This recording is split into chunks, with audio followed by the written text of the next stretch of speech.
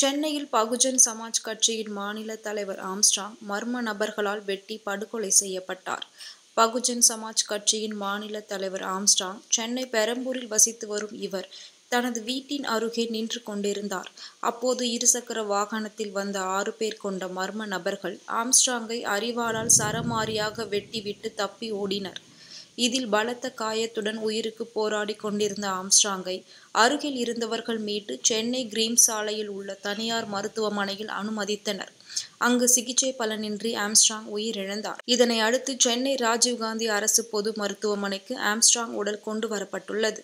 உடற்கூறாய்விற்காக Armstrong உடல் வைக்கப்பட்டுள்ள நிலையில் மருத்துவமனையில் காவல்துறையினர் குவிக்கப்பட்டுள்ளனர். இந்த படுகொலை தொடர்பாக போலீசார் வழக்கு பதிவு செய்து கொலைக்கான காரணம் குறித்து விசாரித்து வருகின்றனர்.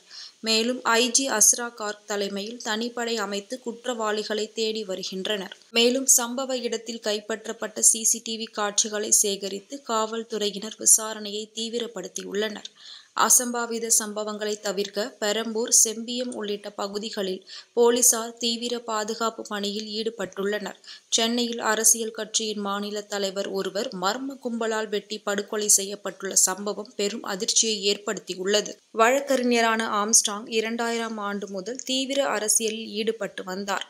2006ஆம் ஆண்டு சுயேட்சையாக நின்று சென்னை மாமன்ற உறுப்பினரானார்.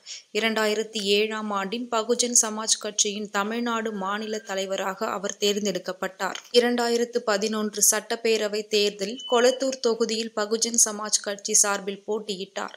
ஒடுக்கப்பட்ட சமூகங்களுக்காக தொடர்ந்து குரல் கொடுத்து வந்தார்.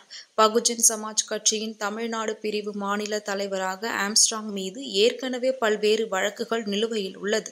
சில ரவுடி கும்பலுடன் ஏற்கனவே முன்விரோதம் இருந்ததாகவும் கூறப்படுகிறது. இந்நிலையில் சென்னையில் ஒரு கட்சியின் மாநில தலைவர் வெட்டி கொலை செய்யப்பட்ட சம்பவமானது தற்போது பெரும் பரபரப்பை ஏற்படுத்தியுள்ளது.